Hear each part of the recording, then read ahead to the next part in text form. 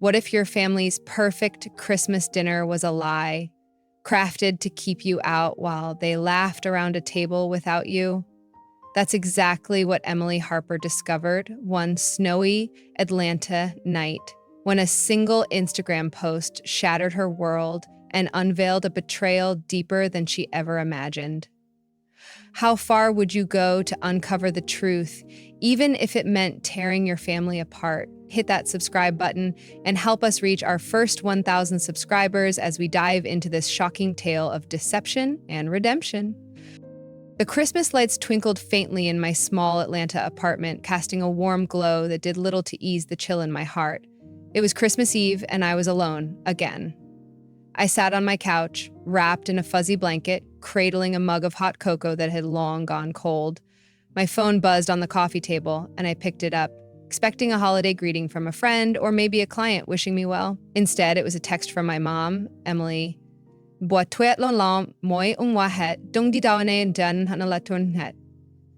I stared at the words, a pang of disappointment settling in my chest. I had been looking forward to Christmas dinner at my parents' house in the suburbs, a rare chance to feel like part of the family, but I understood. Georgia winters could be unpredictable, and safety came first, or so I thought. I sighed, setting the phone down and glancing at the small pile of gifts I'd wrapped for my family. There was a scarf for Mom, a leather wallet for Dad, a set of watercolor paints for my little niece Lily, and even a yoga mat for my sister Sarah, who'd recently taken up teaching classes in the city. I'd spent hours baking a batch of Mom's famous gingerbread cookies, hoping to bring them to the dinner as a surprise. Now, it looked like they'd just sit on my counter, uneaten. Trying to make the best of it, I turned on the TV, flipping to a cheesy Hallmark Christmas movie. The characters laughed and hugged around a beautifully decorated table, their happiness a stark contrast to the silence in my apartment. I told myself it was fine. I'd see everyone soon enough. Maybe New Year's would be different. Around 8 p.m., I picked up my phone again, scrolling through Instagram to distract myself.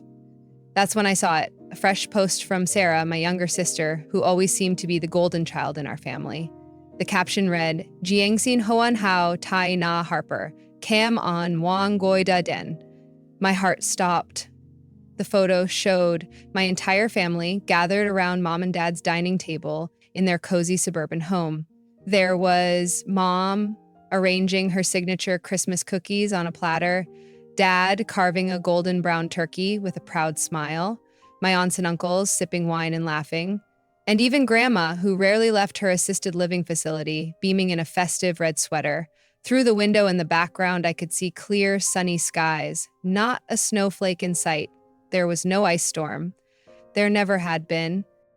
My hands trembled as I scrolled through more photos in Sarah's story. There were my cousins playing board games with Lily and her brother Ethan. There was Sarah posing in front of the Christmas tree with her new fiancé, all smiles and sparkle. Everyone was there. Everyone except me. The realization hit me like a punch to the gut. They hadn't just forgotten to tell me the plans had changed. They deliberately excluded me, spinning a convenient lie about an ice storm to keep me away. I felt sick, my stomach twisting into knots as the truth sank in. All the effort I'd put into those gifts, the cookies, the hope of being part of their perfect family picture, it had all been for nothing. As I sat there staring at the glowing screen, my phone buzzed again. This time, it was a text from an old high school friend, Jenna, who lived a few blocks from my parents. Nai te ko kao tren Instagram vu ka ha zao kan te ko dao. Her words were like salt in an open wound. I typed a quick reply.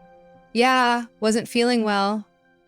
But my fingers shook as I hit send. I didn't want to admit the truth that my own family had orchestrated this elaborate deception to keep me out of their celebration. I opened Instagram again, unable to stop myself, and watched a video Sarah had posted in her story, a live stream from the dinner table. Mom's voice rang out clear as day. Kamon chuovai Sarah daku jang sanamne. The camera panned to Sarah, who laughed and blew a kiss to the screen. Not a single mention of me. It was as if I didn't exist. The room felt colder now, the Christmas lights mocking me with their cheer. I set my phone down and leaned back on the couch, my mind racing. How could they do this? I had always tried to be the good daughter, the reliable sister.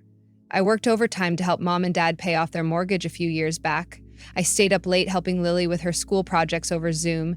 I even drove grandma to her doctor's appointments when no one else had the time. And yet here I was, alone on Christmas Eve while they laughed and toasted without me.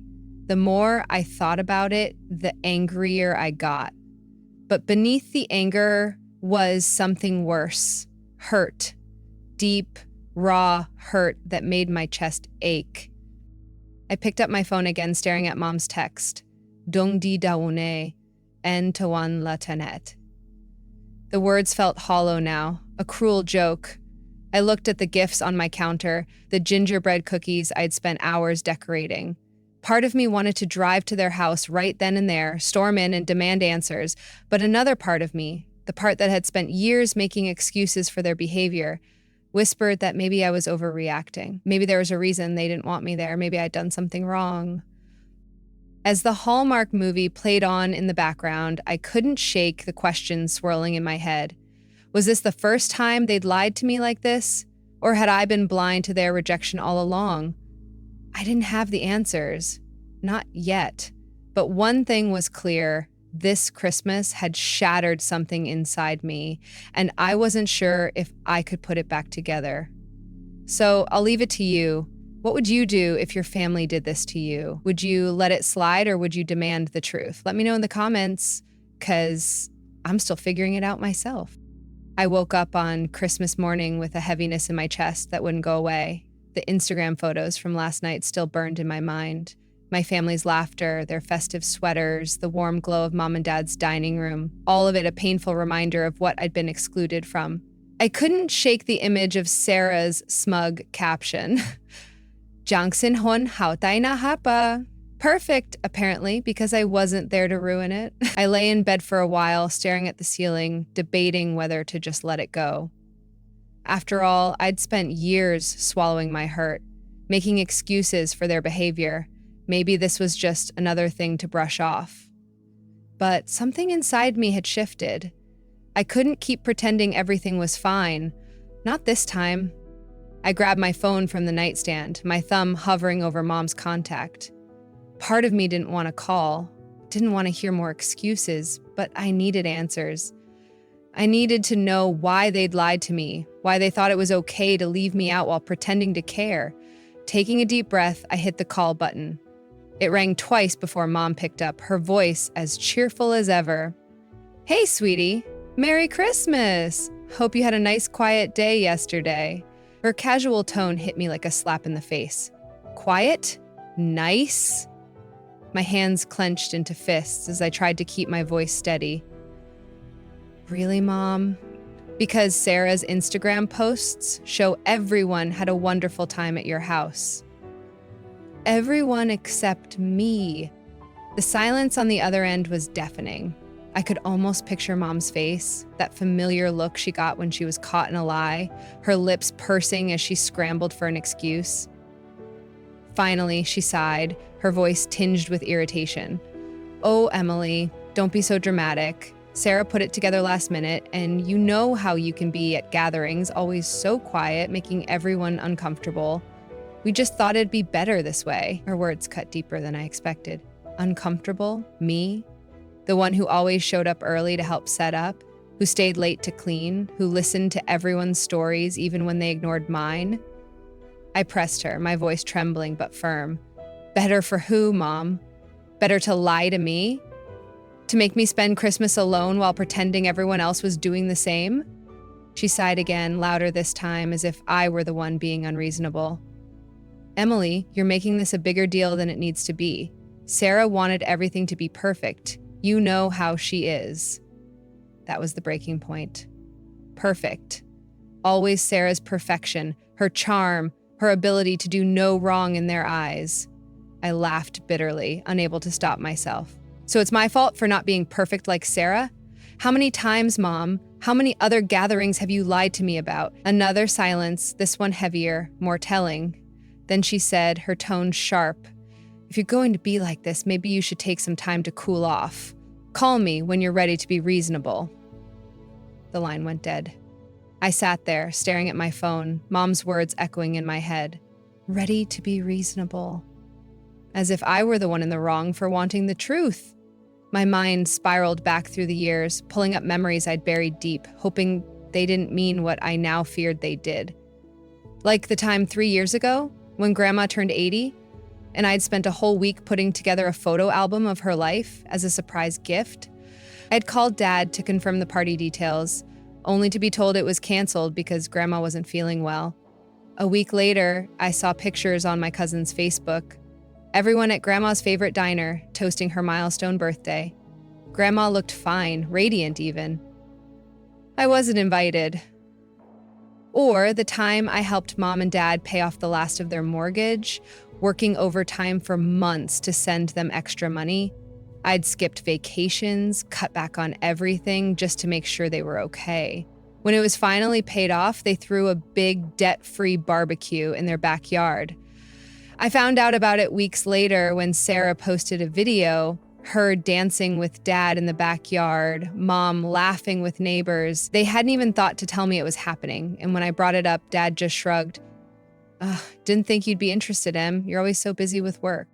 Then there was Sarah, always Sarah, my little sister, the golden child who could do no wrong.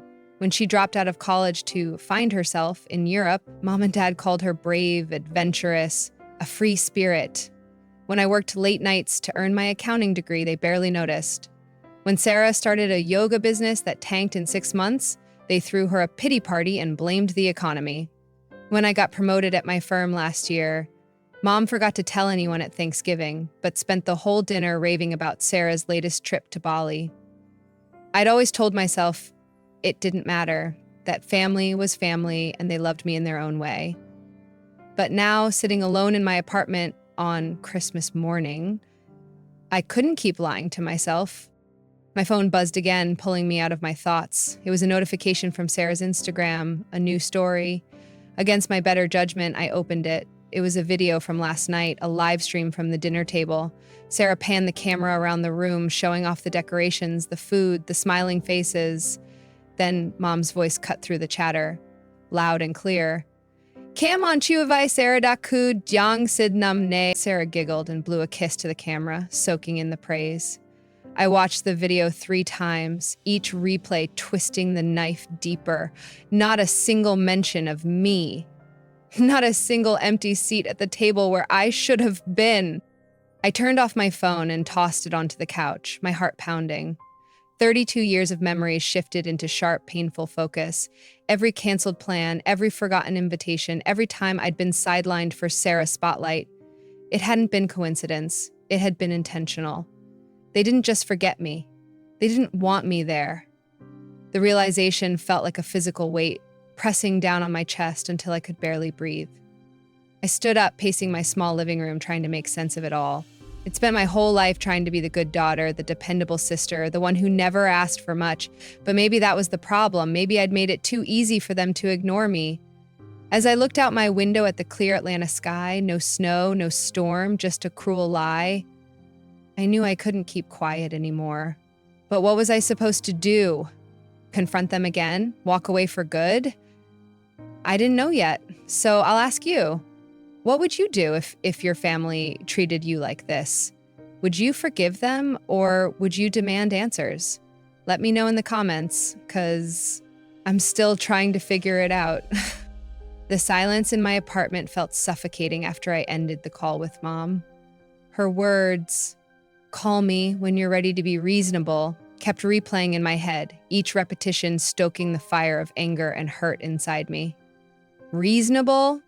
How was I supposed to be reasonable when my own family had lied to me, excluded me, and then acted like I was the problem for noticing?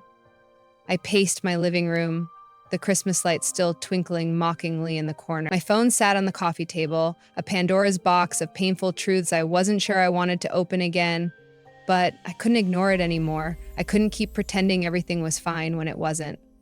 Something had to change, and it had to start with me. I sat down at my small dining table, opened my laptop, and started typing before I could second-guess myself. My fingers flew across the keyboard, pouring out years of frustration into an email addressed to every member of my family. Mom, Dad, Sarah, aunts, uncles, cousins, even Grandma. The subject line was simple. The truth about... I wrote without holding back. I saw the photos from Christmas dinner. The dinner I was told was canceled because of an imaginary ice storm. I know you all lied to me, coordinated to exclude me while I spent the holiday alone, thinking you were doing the same. I deserve to know why. I deserve better than this. I attached screenshots of Mom's text messages, Dang di da nene, and Tuan la tuen het, alongside Sarah's Instagram posts. The sunny skies and festive table, a glaring contradiction. Before I could overthink it, I hit send. The next few hours were a blur. I kept refreshing my inbox, half expecting silence, half dreading the responses. They started trickling in almost immediately, and none of them were what I'd hoped for. My Aunt Linda replied first, "Emily, you're blowing this out of proportion. We forgot to tell you the plans changed, that's all."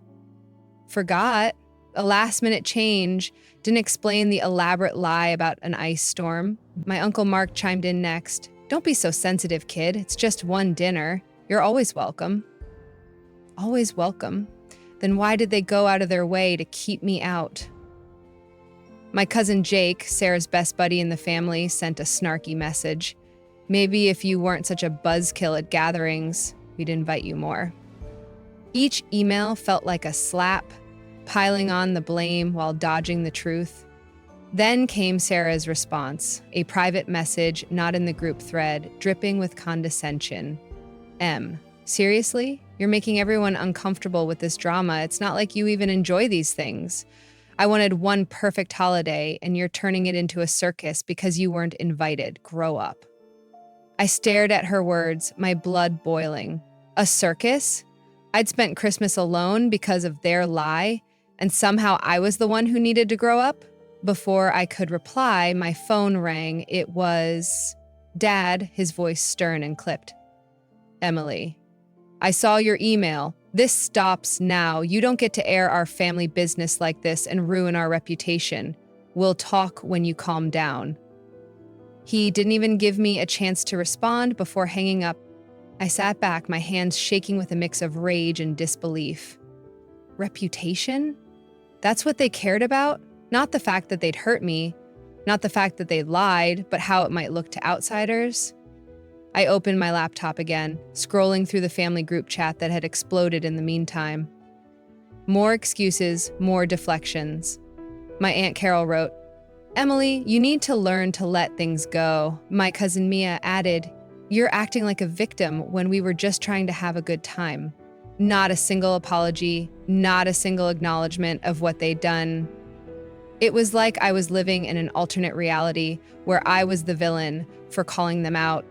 Then things escalated in a way I hadn't expected. My cousin Jake, the same one who'd called me a buzzkill, posted a vague status on Facebook that quickly spread through our small Atlanta community. Some people can't handle not being the center of attention and have to ruin everyone's holiday with drama. It didn't name me, but it didn't have to. The comments poured in, mostly from people who didn't know the whole story, but were happy to pile on. "Oh, family drama is the worst," one wrote. "Sounds like someone's jealous," another added. By the next morning, I'd gotten texts from old classmates and even a coworker asking if I was okay, their messages laced with pity and curiosity. "Whew, heard there's some stuff going down with your family," one read. "You good?" I wasn't good. I was humiliated, exposed, and more alone than ever. I couldn't take it anymore. I turned off my phone and sat on my couch, staring at the gingerbread cookies still sitting on my counter, the ones I'd made for a family that didn't want me. That's when it hit me, like a wave crashing over years of denial. I wasn't the problem. I never had been. All this time, I'd bent over backward to fit into their idea of family, to earn their approval, to prove I was worth their time. I'd ignored the snubs, the forgotten invitations, the way they'd always put Sarah on a pedestal while dismissing me. But no more. I couldn't keep playing their game, couldn't keep letting them rewrite the narrative to make me the bad guy. I stood up, a strange clarity settling over me. This wasn't just about Christmas anymore. This was about 32 years of being treated like an afterthought, a burden, a shadow in Sarah's spotlight. I didn't know exactly what I'd do next, whether I'd walk away for good or fight to reclaim my place, but I knew I couldn't stay silent. I'd spent too long shrinking myself to fit their expectations, and I was done. Done with the excuses, done with the lies, done with pretending I didn't deserve better. As I looked around my quiet apartment, the weight of that realization felt both terrifying and liberating. But even with that clarity, I couldn't help but wonder, was I doing the right thing by standing up to them? Was it worth risking whatever scraps of connection we had left? I didn't have the answers yet, and maybe I never would. So I'll ask you, what would you do if you were me? Would you keep fighting for a family that doesn't seem to want you, or would you walk away and start over? Let me know in the comments, because I'm still figuring out my next step and I could use some perspective. The days after sending that email felt like walking through a fog, every step heavy with anger, hurt, and a growing resolve I hadn't known I possessed. My family's responses, the snarky comments on social media, the pitying texts from acquaintances, they all swirled around me like a storm I couldn't escape. But something inside me had hardened. I wasn't going to let them rewrite the narrative anymore. I wasn't going to be the scapegoat they blamed for their own cruelty. I just didn't know what my next move would be until an unexpected email landed in my inbox one chilly January morning. It was from Linda Carter, a retired accountant who'd worked for my parents years ago when they were running a small hardware store in Atlanta.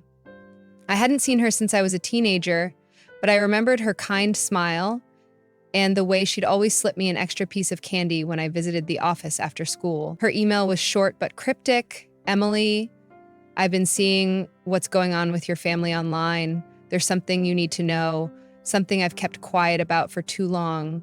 Can we meet? My heart raced as I read the words. What could she possibly know that tied into this mess? I replied immediately, suggesting a small cafe downtown where we could talk privately. When I arrived at the cafe the next day, Linda was already there, sitting in a corner booth with a nervous look on her face. A manila envelope sat on the table in front of her, her fingers drumming anxiously against it. "Emily," she said softly as I slid into the seat across from her, "I'm so sorry about what you're going through. I didn't want to get involved, but after seeing how they're treating you, I couldn't stay quiet anymore." She slid the envelope toward me, her hands trembling slightly. "Take a look at this. It's about your grandfather. Your mom's dad." I opened the envelope with a mix of curiosity and dread, pulling out a stack of old bank statements, legal documents, and handwritten notes. My eyes scanned the pages, and with each line, my stomach twisted tighter. According to these records, my grandfather, who'd passed away when I was 15, had left me a significant inheritance specifically for my education and future, $250,000, to be released to me when I turned 25. But I'd never seen a dime of it. Instead, the documents showed that Dad, as the trustee of the estate, had transferred the entire amount into Sarah's accounts over the years, labeling the transactions as business investments and personal loans. The money had funded her failed yoga studios, her trips to Europe, even the down payment on her trendy loft in Midtown Atlanta. My hands shook as I flipped through more pages. There was worse. Grandpa had also left 2 small rental properties in Savannah, meant to be split equally between me and Sarah. But according to the paperwork, my parents had sold both properties a decade ago, using a power of attorney I'd signed at 18. I remembered that moment vaguely. They'd told me it was for emergency medical decisions in case anything happened to me while I was away at college. I had trusted them, never imagining they'd use it to strip me of what was rightfully mine. The proceeds from those sales, another $150,000, had also gone straight to Sarah's accounts. I looked up at Linda, my voice barely a whisper. "Why didn't you tell me sooner?" She sighed, her eyes full of guilt. "Your dad swore me to secrecy, said it was a family matter and I'd cause trouble if I spoke up. I was younger then, scared of losing my job. But seeing your mom and Sarah on social media, painting you as the bad guy while they live off your inheritance, it's not right, Emily. What they did isn't just morally wrong, it's illegal. Her words hit me like a physical blow. Illegal. Embezzlement. Fraud. These weren't just family betrayals, they were crimes. I packed the documents back into the envelope, my mind racing. All those years I'd worked overtime to pay for my accounting degree, the student loans I was still paying off, the times I'd helped mom and dad with their bills. They'd been sitting on my inheritance the whole time, watching me struggle while funneling it to Sarah. And Sarah, her yoga empire, her self-made success story, all the things mom and dad bragged about at every family gathering, it had been built on my stolen future. I felt sick, betrayed on a level I hadn't thought possible. Over the next few days, I threw myself into digging deeper. With my accounting background, I knew how to trace a money trail. I contacted a colleague at my firm who specialized in financial audits, and together we pulled bank records, tax filings, even old emails between Dad and Sarah I managed to access through Linda's contacts. The evidence was undeniable. Every unauthorized transfer, every forged signature, every cent they'd taken from me, meticulously documented. I also reached out to a lawyer, Jessica Bennett, who specialized in estate fraud. After reviewing everything, she confirmed what I'd feared. This is a clear case of financial exploitation, Emily. We can file criminal charges if you want to pursue that route. I considered my options carefully. A criminal case would destroy my family's reputation, the same reputation they'd accused me of tarnishing with my drama. But they'd already destroyed our relationship with their lies and theft. Still, I decided to give them one last chance to make things right. I emailed Mom, Dad, and Sarah requesting a family meeting at my apartment the following Saturday. To my surprise, they agreed quickly, probably thinking they could manipulate me back into line, smooth things over with more excuses. They had no idea what I had in store. The morning of the meeting, I arranged 3 folders on my dining table, one for each of them. Inside each folder was a complete record of their fraud. The bank statements, the property sales, the forged power of attorney, all highlighted and annotated with my notes. Alongside the evidence was a letter from Jessica, outlining their options. Either transfer all remaining funds back to me with interest and sign a confession, or face criminal charges. I sat at the table, my heart pounding, but my resolve firm. This wasn't just about money anymore. It was about reclaiming my dignity, my worth, my future. When they arrived, they walked in with smug expressions, clearly expecting me to back down. Mom started immediately, her voice syrupy sweet. "Emily, we're so glad you've come to your senses. Let's put all this behind us, okay?" I didn't respond. Instead, I slid the folders across the table, my voice steady despite the storm inside me. "Before anyone says another word, I suggest you read these." Their faces changed as they opened the folders. Dad's turned pale, Sarah's hands started shaking, and Mom's smile vanished. The room went silent, the weight of the truth finally sinking in. I knew this meeting would change everything, but I wasn't prepared for how far they'd go to protect their lies. So I'll leave it to you. What would you do if you found out your family stole from you like this? Would you give them a chance to make it right, or go straight to the authorities? Let me know in the comments, because I'm still wrestling with what comes next.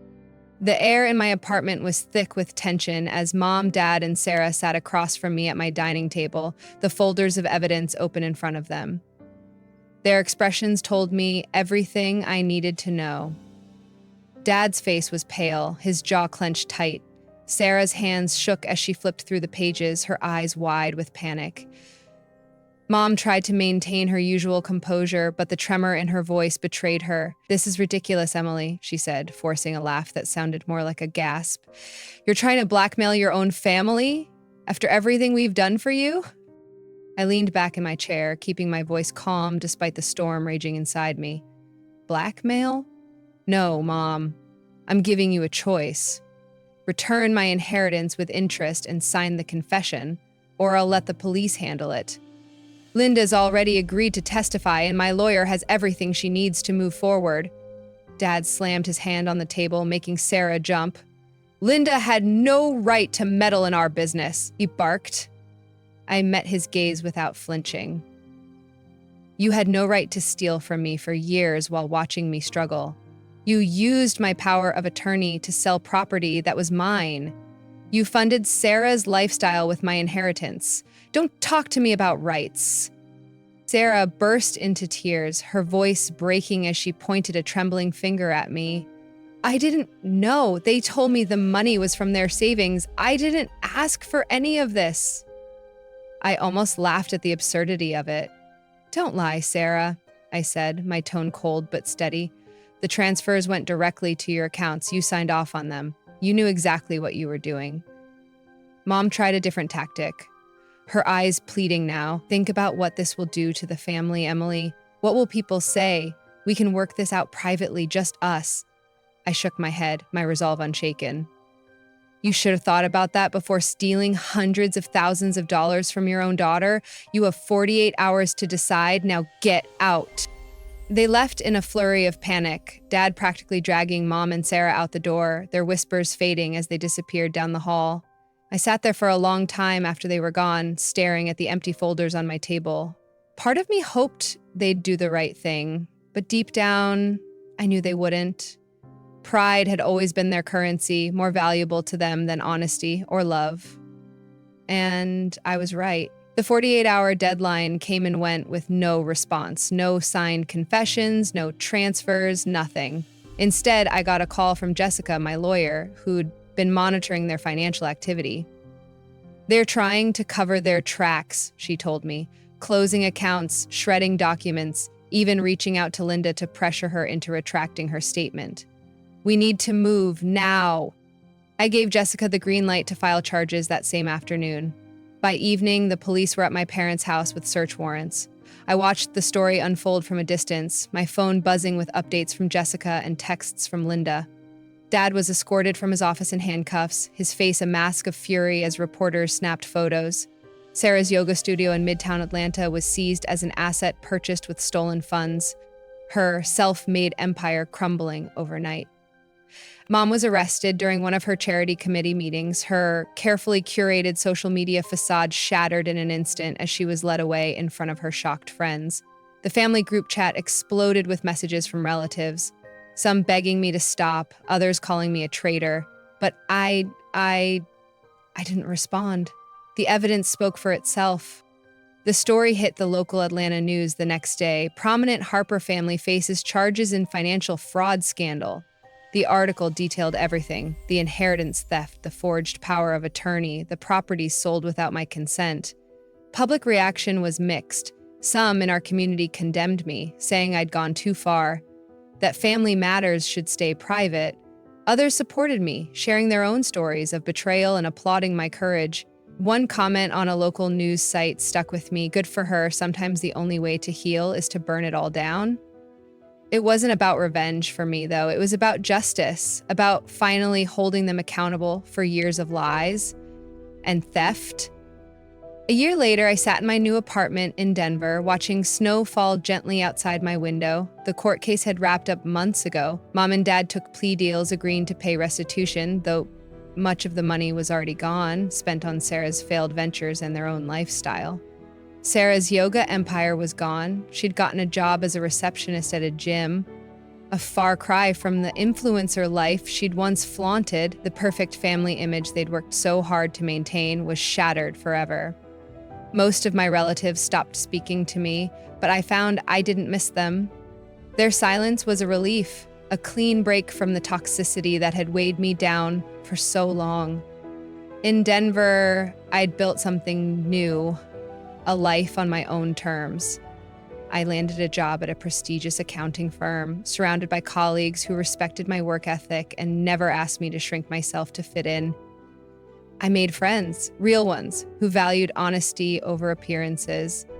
And last month, I got a letter from a distant cousin I hadn't spoken to in years. She apologized for staying silent during the drama, saying she'd always admired my strength. Enclosed was a photo of me and Grandpa from when I was 5, both of us laughing by a lake while he taught me to fish.